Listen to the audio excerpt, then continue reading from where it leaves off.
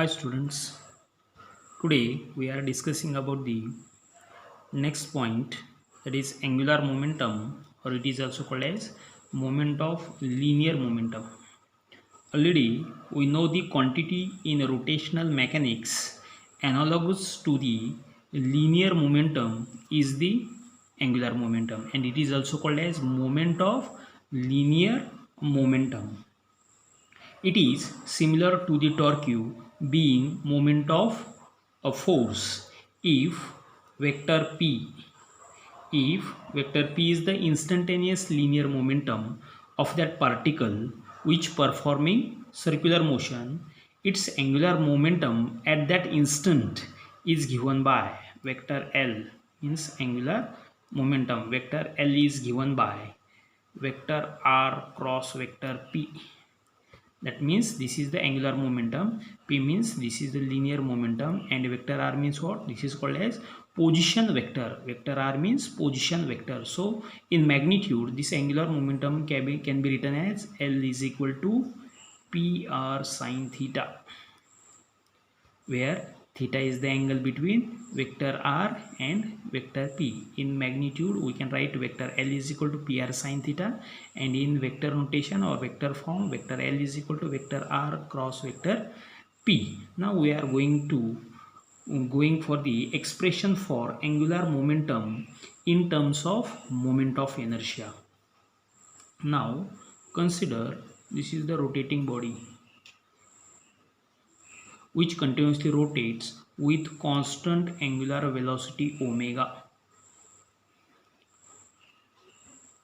This is the perpendicular axis to the plane of the paper. Perpendicular axis, that means that continuously rotates along this axis. Suppose that rigid body which is consist of large number of particles or n number of particles. Out of that we are taking 2 or 3 particles. First particle we are taking of mass m1. m1 is the first particle of mass m1 which is situated at a perpendicular distance from axis of rotation. r1 is the distance between that first particle and axis of rotation. We are taking the second particle of mass m2, and r2 is the distance of that particle from the axis of rotation, and we are taking the nth, means last particle. Suppose this is the last particle, mass of that particle mn we consider, and distance of that particle from the axis of rotation is rn. Now when that rigid object which rotates, then every particle which performs the same angular velocity, but that particle having the different linear velocities. So linear velocity of that first particle of mass m1 is given by the formula phi1 is equal to r1 omega. Phi1 is equal to r1 omega. Phi1 means what? It is the linear velocity of that first particle. Phi1 is equal to r1 omega. Similar way, the linear speed or linear velocity of second particle is given by phi2 is equal to r2 omega. 2 is equal to r2 omega. This is the linear speed of that second particle. Similar way, we are taking the last particle of mass mn. What about the linear speed of that particle? Phi n is equal to rn omega. This is the linear speed of that particle. Now what about the speeds, direction of that speed, which is tangent, okay, or tangent in the tangential direction. Now these are the different linear speeds of that respective particles. Now we have to find the linear momentum of that particles, respective particles. So linear momentum of that first particle of mass m1 can be given by p1 is equal to what? P1 is equal to m1 phi1, because linear momentum or momentum is the product of mass and velocity. So p1 is equal to, this is the linear momentum of first particle, is equal to m1 phi1, but phi1 is equal to r1 omega. So put that magnitude. So m1 r1 omega, this is the linear momentum of first particle. Similar way, the linear momentum of second particle is given by p2 is equal to m2 phi2 is equal to m2 r2 omega. Similar way, the linear momentum of nth particle, we can write there Pn is equal to Mn Pn, but Vn is equal to Rn omega, so Mn Rn omega.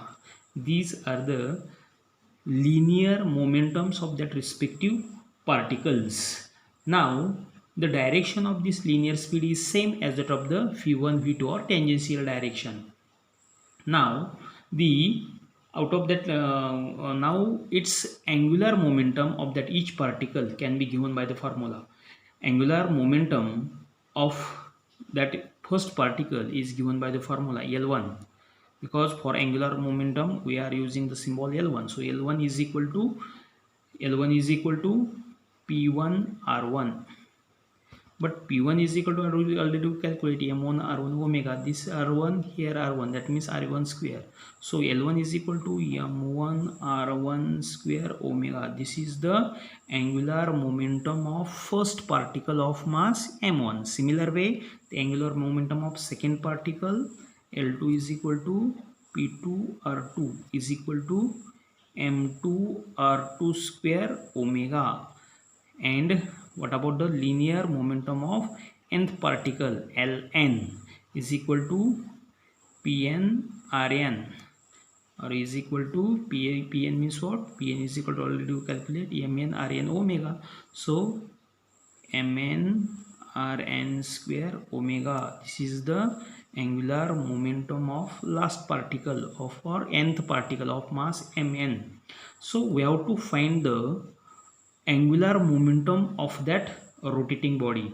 So all these, if we take the all these angular momenta are directed along the axis of rotation, and that's why we have to find the magnitude, or that magnitude of the all these angular momenta can be added. Thus we get the magnitude of angular momentum of that object or of that body. Suppose L is the angular momentum of that object, by it is given by adding of all these L1, L2 and L3 like that up to Ln. So L is equal to angular momentum of that body, L is equal to L1 plus L2 plus L3 plus like that continuously up to Ln.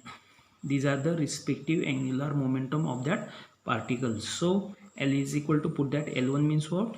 L1 is equal to M1 R1 square omega plus M2 R2 square omega plus dash dash dash Mn Rn square omega.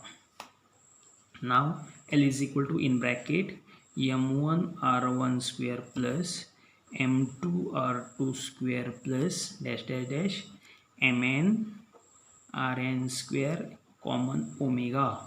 So what is this? This quantity is nothing but the moment of inertia. Already we take the I is equal to summation, which having limit I is equal to 1 to n mi ri square. This is the moment of inertia, summation of all this. That means here also summation of all this. So instead of this bracket we can write moment of inertia, that is I. So we get last equation, L is equal to I omega. This is the expression for angular momentum of that body. L is equal to I omega. Now this is the first expression which is most important, which is asked for the 3 marks. Now the next most important expression, that is the expression for torque. Expression for torque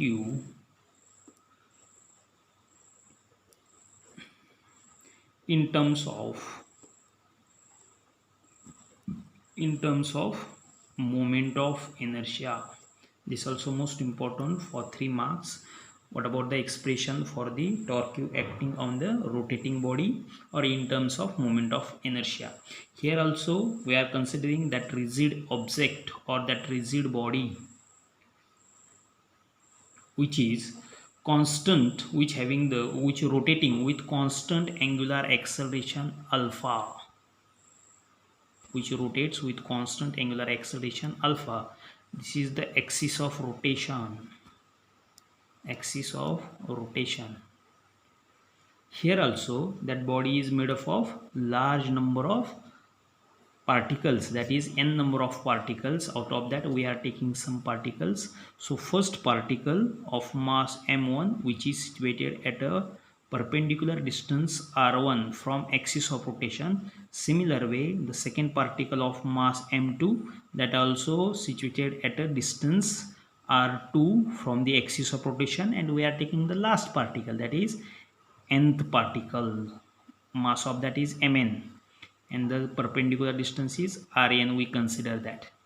Okay, now the as that object or that body rotates, then all these particles which performs the circular motion with same angular acceleration, alpha is constant, so with same angular acceleration alpha, but they having the different linear acceleration. So a linear acceleration of that first particle a1, okay, linear acceleration of that first particle is equal to r1 alpha. This is the linear acceleration of that first particle. Similar way the linear acceleration of that second particle r2 alpha, and an, that is the linear acceleration of nth particle, is given by an is equal to rn alpha.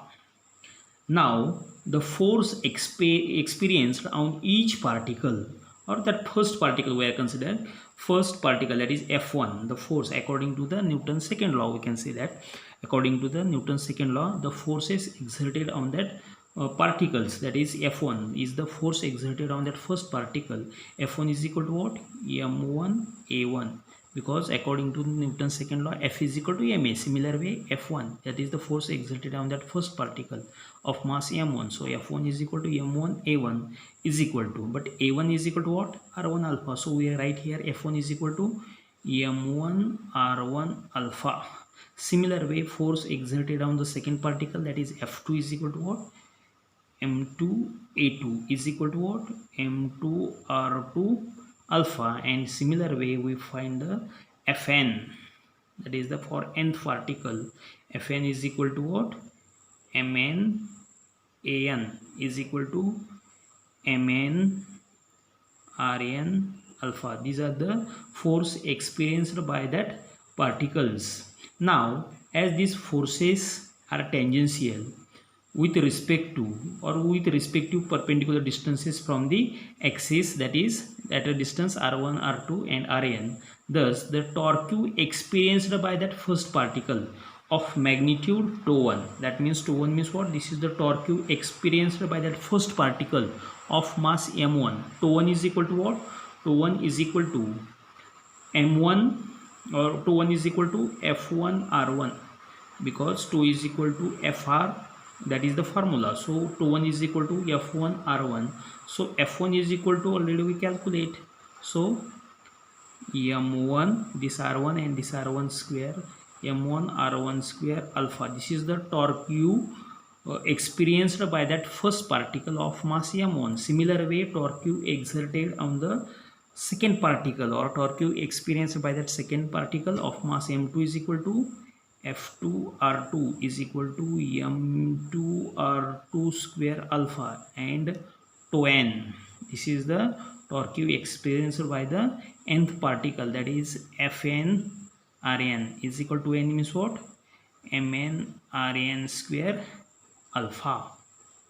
Now if that body is rotating, that means all these planes, that is the direction of all these torque are in the same direction, that is the along the axis of that axis of rotation. Therefore the magnitude or resultant torque is given by 2 is equal to resultant torque of that body is given by 2 is equal to addition of all these, algebraically we add that, so τ1 plus τ2 plus τ3 dash dash dash plus τn. So put that magnitudes. τ1 means what? m1 r1 square alpha plus m2 r2 square alpha plus 2n dash dash dash mn rn square alpha. tau is equal to, here also tau is equal to, in bracket m1 r1 square plus m2 r2 square plus dash dash dash plus mn rn square into alpha. Alpha is common, so here also this term is nothing but the moment of inertia, and that's why we write tau is equal to I alpha. This is the expression for torque in terms of moment of inertia. This relation tau is equal to I alpha, which is analogous to F is equal to ma. F is equal to ma for translational motion. If that moment of inertia I replaces the mass, which is its physical significance. So this is the expression for the torque in terms of moment of inertia. This is also most important for 3 marks. Then the next point, which is conservation of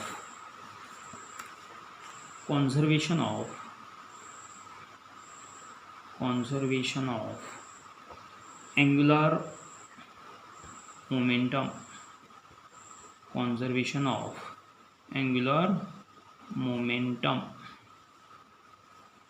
Next point, conservation of angular momentum. Now in this case, most importantly, what is the principle of conservation of angular momentum? This question is asked for 2 marks. So what is principle of conservation of angular momentum? That is the angular momentum, that is symbol for that L, vector L. Angular momentum of the rotating body is always equal to, or is conserved or constant. Vector L is equal to constant if the external torque exerted on that body is equal to 0, or external force, unbalanced force exerted on that is equal to 0.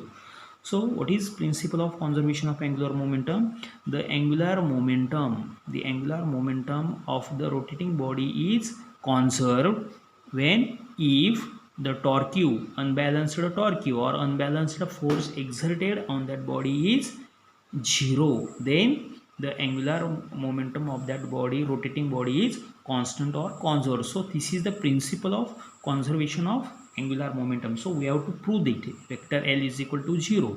Okay, and this is the condition. If unbalanced torque or unbalanced force exerted on that body is equal to 0, then L is equal to 0, or that is conserved. So already we know that vector L is equal to vector R cross vector P. According to the definition of angular momentum, we can write vector L is equal to vector R cross vector P, where vector R, that is the position vector, vector P means this is the linear momentum, vector L is equal to angular momentum. Now differentiate this equation with respect to time, then we get vector dl upon dt is equal to d upon dt in bracket vector R cross vector P.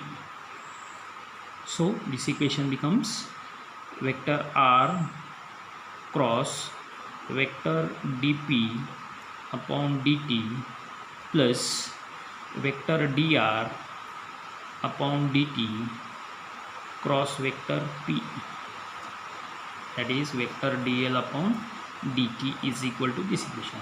Now this is nothing but the vector dp upon dt is equal to vector f. Vector dr upon dt is nothing but the velocity vector. Vector dr upon dt is equal to vector phi. And what about p? P is the linear momentum, and linear momentum is the product of mass and velocity. So put that magnitudes 1, 2 and 3 magnitudes in this equation. So we get vector dl upon dt is equal to vector r cross, this is nothing but the f, vector f, plus dr upon dt means this is the velocity vector, vector phi, into vector p means what? It is the product of mass and velocity, so m into phi, or we can write this equation as m in bracket vector phi cross vector phi, that is vector r cross vector f as it is. So vector phi cross vector phi, that means the cross product of two vectors is always 0. Vector phi cross vector phi is equal to 0. So this 0 multiplier m means this completely becomes 0. So we get last equation vector dl upon dt is equal to vector r cross vector f. Only this totally becomes 0. So what is vector r cross vector f? This is nothing but the torque is equal to vector torque. And what is the condition? When torque, unbalanced torque is 0, then the angular momentum of that rotating body is 0 or constant or conserved. So if tau is equal to 0, so we can write, if tau is equal to 0, then this equation may be written as vector dl upon dt is equal to 0 or vector L is equal to 0. In this way we prove the principle of conservation of angular momentum, which is most important, because the examples of that conservation of angular momentum, that examples, or there are some applications which is most important. So this type of question which is asked for 2 marks. Now we are taking the next point, that is the applications or the examples of angular conservation of angular momentum. Now during some shows, already we saw some shows. During some shows, the ballet dance or acrobats in a circus, or sports like ice skating or diving a swimming pool, in all these applications the product is constant, that is L is equal to, what is formula, that is the angular momentum is equal to I omega. This product is constant, that means as the moment of inertia increases, then angular velocity decreases or frequency decreases. That means if omega increases, then moment of inertia decreases, and that is most important. If moment of inertia increases, then the angular speed, that is omega, decreases, and hence the speed, or that hence that frequency of revolution, that is n, because omega is equal to 2 pi n, or we can write that equation as L is equal to I into 2 pi n. That means as omega decreases, n also decreases, as omega increases, n also increases. That means that is inversely proportional to each other. That moment of inertia increases, omega decreases, or that frequency also decreases.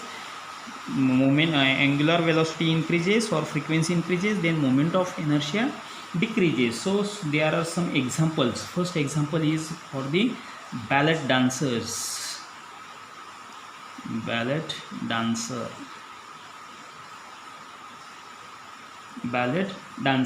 Now during this ice ballet, the dancers come together while taking the rounds of smaller radius. In this case, when there is smaller radius, in this case moment of inertia of their system becomes minimum. Now when that moment of inertia becomes minimum, then angular speed increases. When moment of inertia minimum, then angular velocity or angular frequency that increases.